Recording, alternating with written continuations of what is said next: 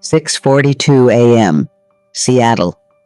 Morning arrived without asking permission. The sky outside my kitchen window was still the color of wet cement, dawn barely pushing through the clouds. I wrapped my hands around a mug I hadn't realized I'd poured. The coffee was already cooling, the steam thinning into the air as if it had lost its purpose. The rain softened now, no longer tapping sharply, just a steady hush against the glass. Seattle had always sounded like this. Quiet, patient, observant. I had always liked that about this city. It didn't rush you. It waited. That morning it felt like it was watching me.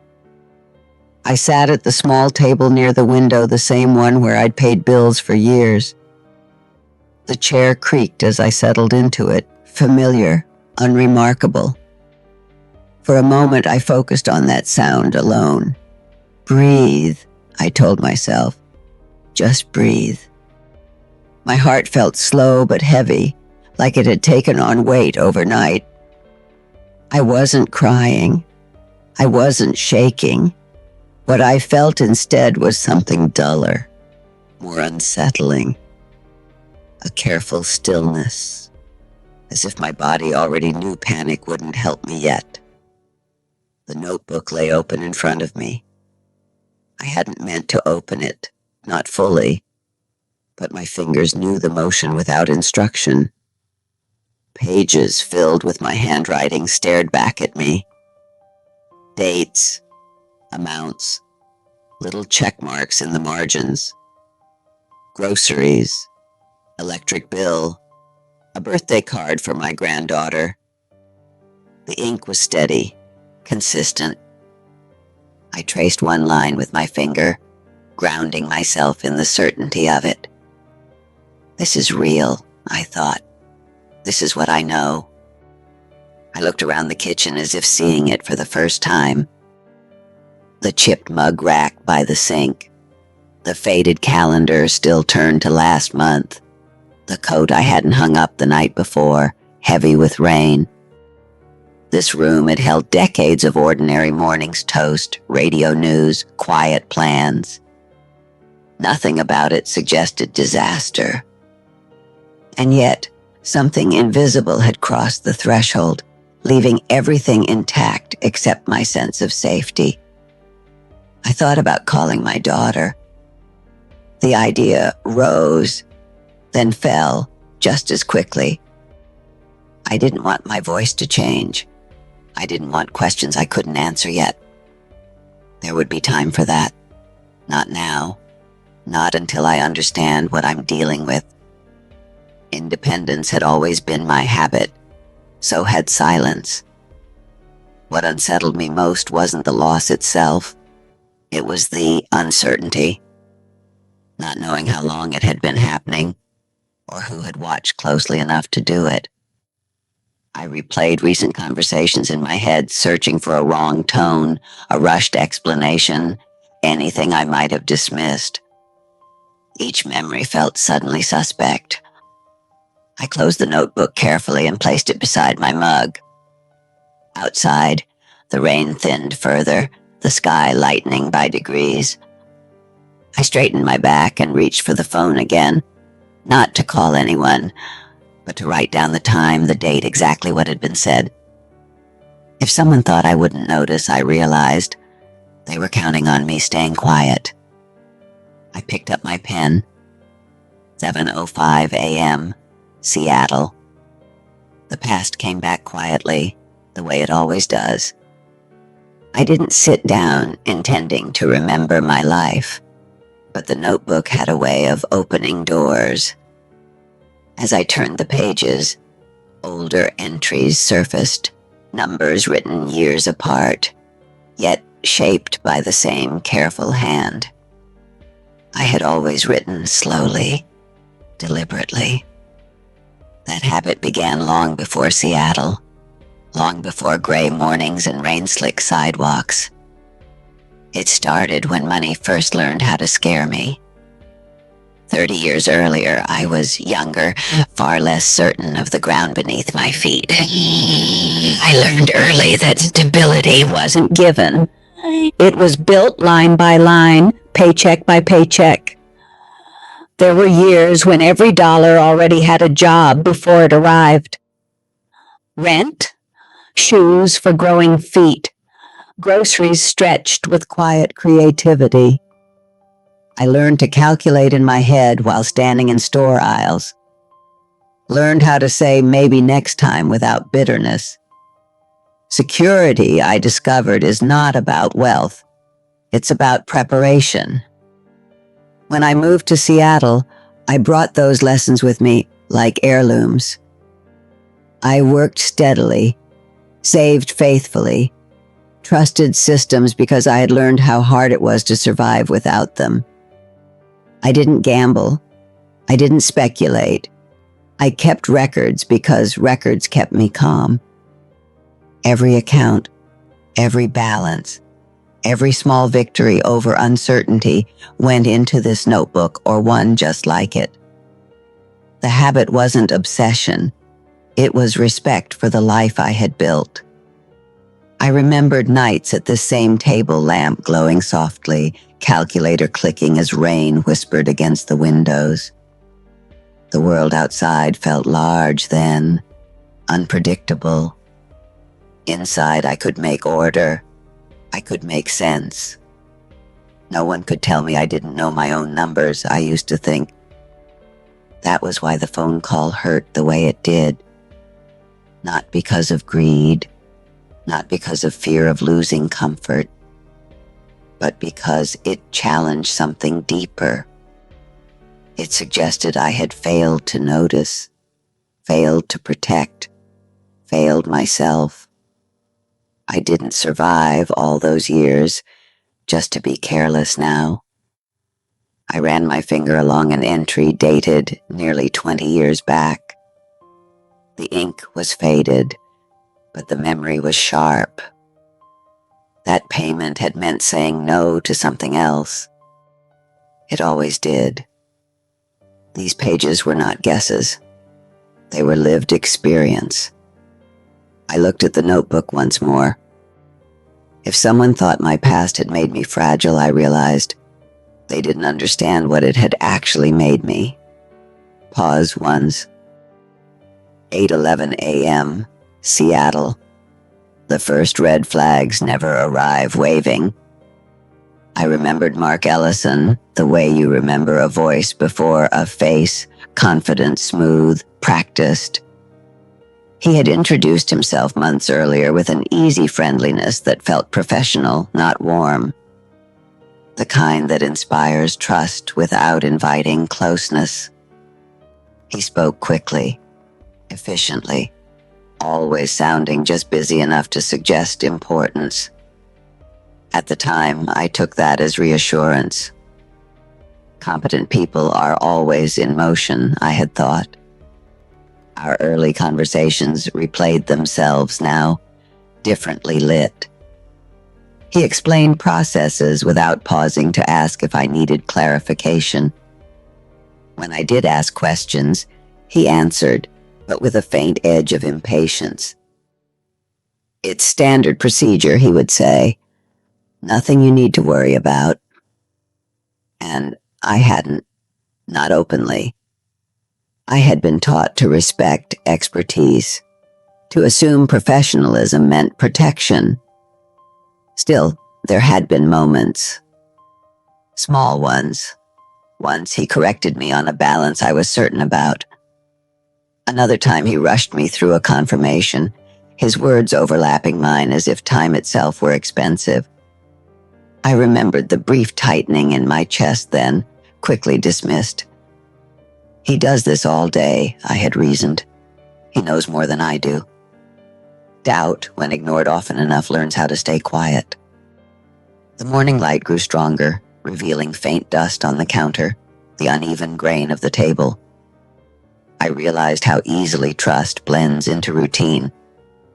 Mark had become part of the background noise of my financial life. Emails answered, calls returned, problems smoothed over before they felt like problems at all. What troubled me most, looking back, was how often he reminded me not to stress. "You've earned peace of mind," he once said, almost kindly. At the time, it sounded considerate. Now, it sounded like instruction. "Don't look too closely. Don't press. Let me handle it." I compared dates, his reassurances against my records. The alignment was too neat, too smooth. My heartbeat remained steady, but a cold clarity spread through me. This wasn't a single mistake. It was a pattern designed to feel invisible. Designed for someone like me, quiet, orderly, unlikely to raise her voice. I closed the notebook slowly, my fingers firm on the cover. Because if that was true, then the next thing he wouldn't expect was for me to start asking questions. Pause once. 9:03 a.m., Seattle. The first loss announced itself quietly. It wasn't the kind of number that makes you gasp. No sudden emptiness. No dramatic zero. Just a withdrawal, small enough to overlook, but wrong enough to make my chest tighten. I noticed it the way you notice a chair slightly out of place in a familiar room. Nothing alarming at first, just wrong. I stared at the screen, then down at my notebook, then back again. The amounts didn't match. They couldn't. I had written everything down. I always did. I told myself there must be an explanation. A delay, a correction, something technical that would make sense once someone explained it properly. That was the part of me trained by years of order, the part that believed problems were solved by patience. Still, a thin line of tension settled between my shoulders as I picked up the phone and dialed the number I already knew by heart. Mark answered on the second ring. His voice was the same, pleasant, controlled, faintly rushed. I explained what I was seeing, careful not to accuse, careful even now to sound reasonable. There was a pause while he checked the system. Typing, distant office noise, the hum of a professional world that suddenly felt very far from my kitchen.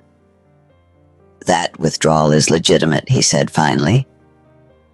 "It's part of a routine adjustment." "Adjustment for what?" I asked.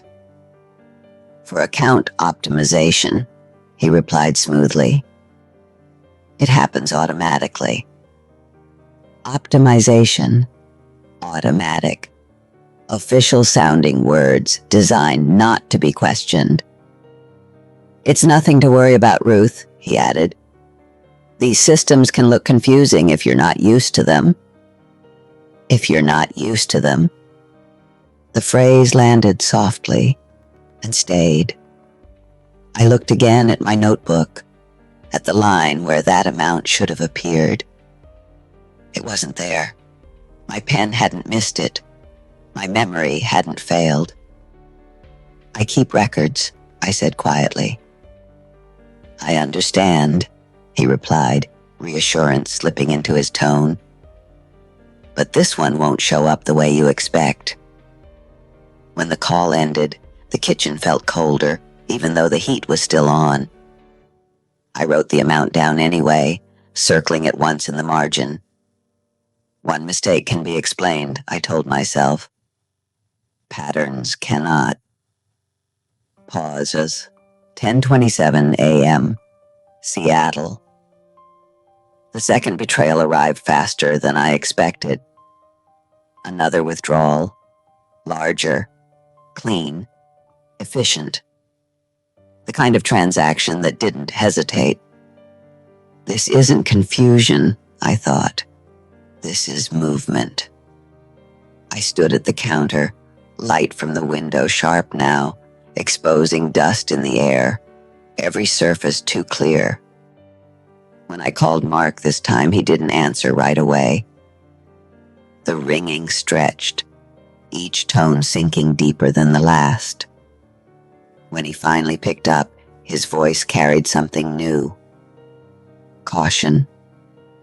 "I see the activity," he said, before I finished explaining. "Yes, that's expected." "Expected by whom?" I asked. A pause, too brief to be accidental. "These adjustments can come in batches," he said. "They don't always align with personal tracking methods." Personal tracking methods. My life reduced to a method. My memory reduced to inconvenience. "You told me the last one was automatic," I said. "You didn't mention more." "I didn't want to overwhelm you," he replied.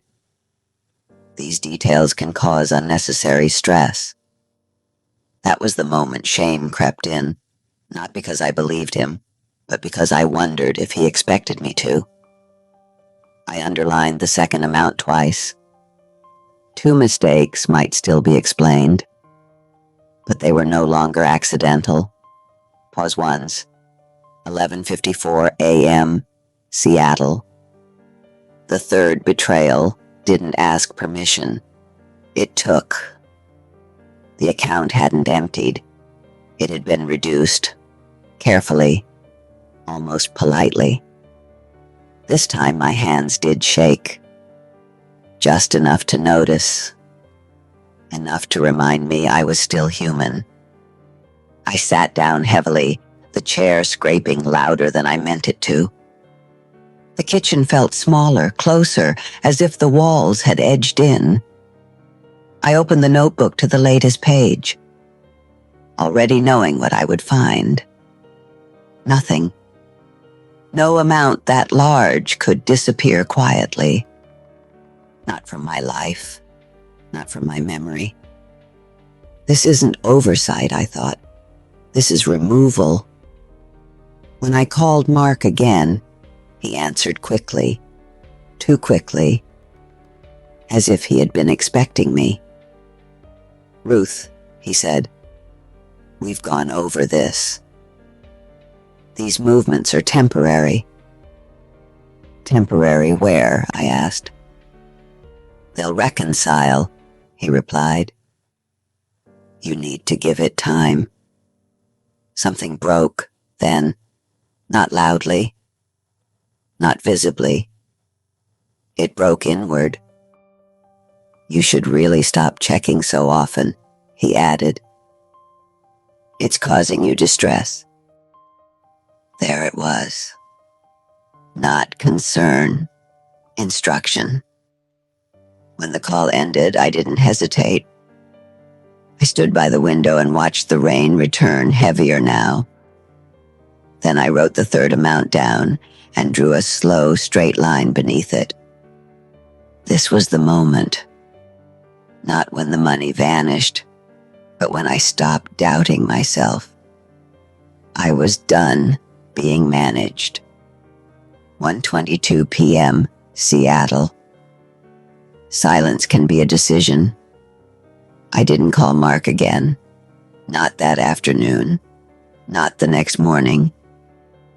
The urge was there, hovering at the edges of my thoughts, but I let it pass. I had spent enough time listening to explanations designed to quiet me. Now, I wanted to hear something else. The truth, as it existed without his voice layered over it. The house was calm, the kind of calm that settles after a storm pauses but hasn't ended. I cleared the table slowly, deliberately. The notebook stayed where it was, centered, open. I made tea instead of coffee. The kettle's low whistle filled the kitchen with something steady. As the water poured, my breathing matched its rhythm. This is what control feels like, I thought. Not panic, not reaction, choice.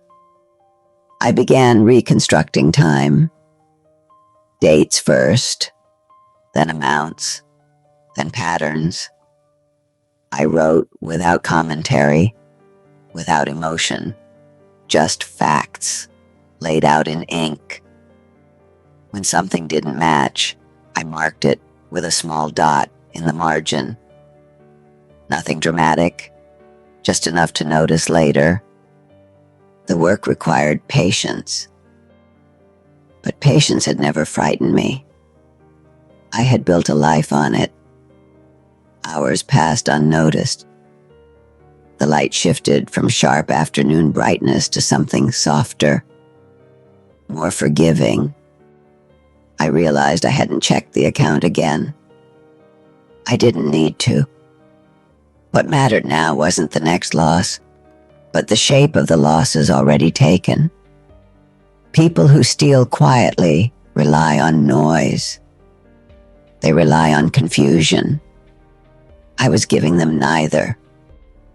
There was a moment, brief and honest, when fear returned. Not loud, personal. What if this goes nowhere? What if no one believes me? The thought settled in my chest like a stone.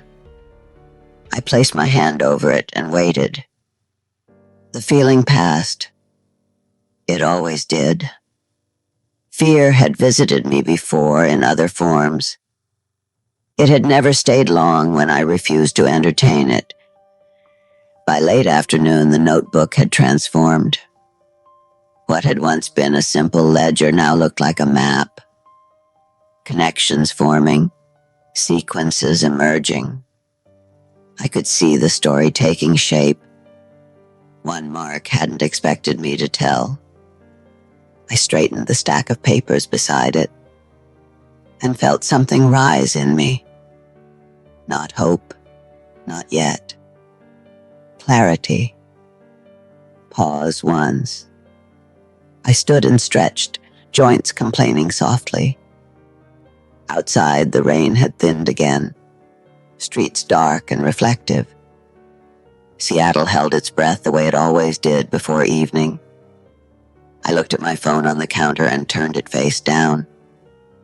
They think silence means surrender, I thought, but silence can also mean preparation. I closed the notebook gently and slid it into my bag, the weight of it reassuring against my side. Tomorrow, I would make different calls. 8:04 a.m., Seattle. Preparation has a sound of its own. Quieter than fear, steadier than anger. The soft scratch of my pen, the low murmur of morning news drifting from the radio. The measured way I moved through the kitchen bag-packed, notebook-secured, coat buttoned carefully, as if this were any other appointment. Outside, the air smelled clean from the night rain. The pavement still dark, reflective under the pale sky. I sat down again, this time with intention. I requested official statements, transaction histories, timestamps, documents meant for people who ask questions without apology. The language was unfamiliar, heavy with clauses and disclaimers. But I read slowly. I underlined. I copied. I compared. Understanding, I reminded myself, is just another form of patience.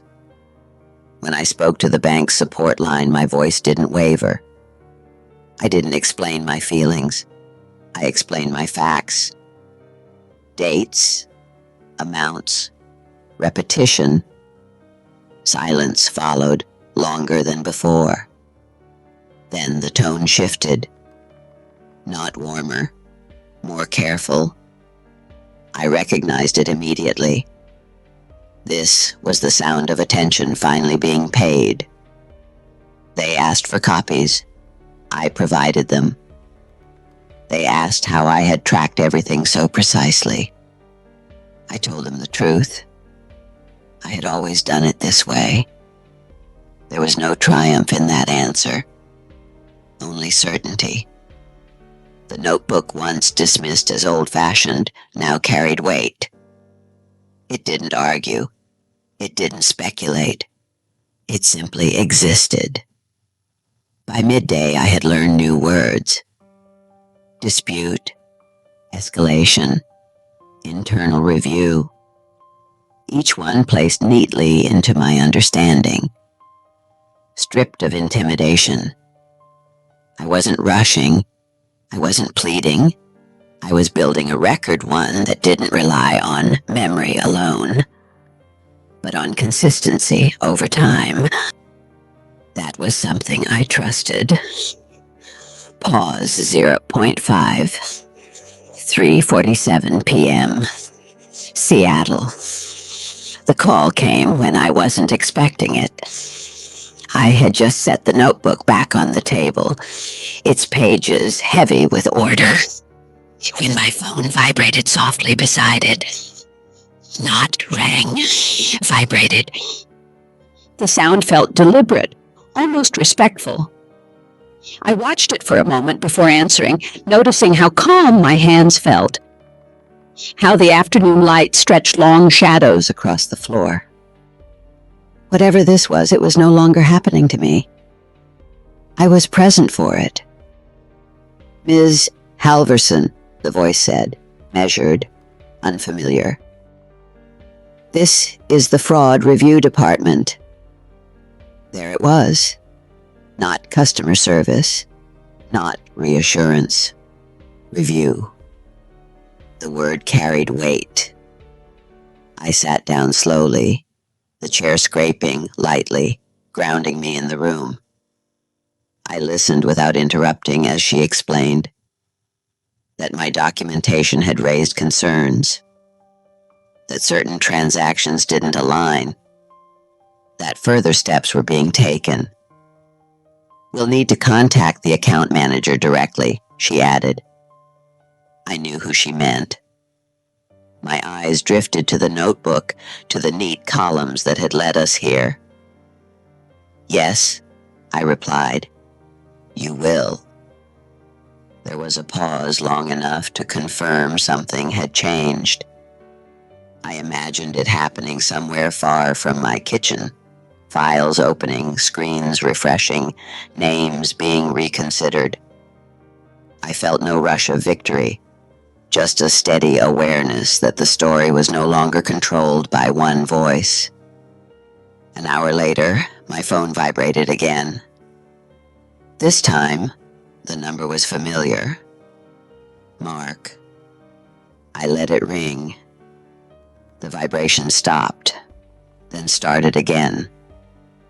I watched the screen light up and darken, like a signal repeating itself. When I finally answered, his voice sounded different. Tighter, less sure. Ruth, he said. There seems to be some confusion. We should talk. We've talked, I replied evenly. Yes, but this has escalated. Escalated. The word sounded smaller coming from him. I said nothing. Silence stretched between us. Thick, uncomfortable. For the first time, he filled it. We'll be in touch, he said finally. The line went dead. I placed the phone face down beside the notebook and folded my hands. Because now, whatever came next, wouldn't happen quietly. 10:18 a.m., Seattle. Authority doesn't raise its voice. It documents. The meeting wasn't dramatic. No accusations, no sharp words, just calm, procedural voices, the tone reserved for things already past speculation. I sat at my table with the notebook open, pages smoothed flat. They asked me to walk them through my records. Slowly, From the beginning. I did. When I checked balances, when I wrote things down, how long I'd been doing it this way. One by one, transactions were read aloud. Dates, times, amounts. I followed along with my finger, stopping them once. That entry doesn't exist in my records, I said. No emotion, just truth. They asked if I authorized the transfers. No. If anyone else had access. No. How I could be certain. I turned a page. I have 30 years of certainty, I said. We'll be proceeding internally, one of them said. Effective immediately. I understood. When the call ended, I didn't feel triumphant. I felt believed. Pause. 9:09 a.m., Seattle. Consequences don't announce themselves. They arrive quietly. There were findings, violations, steps being taken. Mark no longer had access to client accounts. The matter had moved beyond internal review. Restitution was in process. No apology, no explanation, just procedure, just consequence. When the funds were returned, the notification appeared without fanfare. A number restored, a balance corrected. I looked once, then turned away. Some stories end with noise.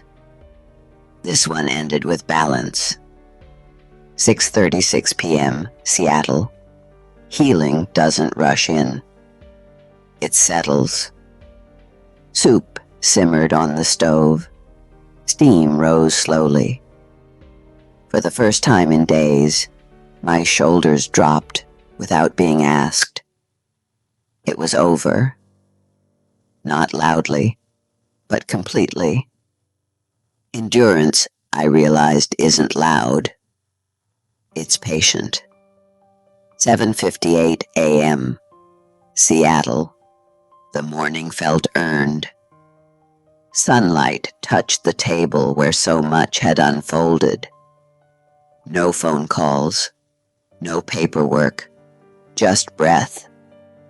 People imagine justice as something loud, but it came quietly, through patience, records, and the refusal to doubt myself.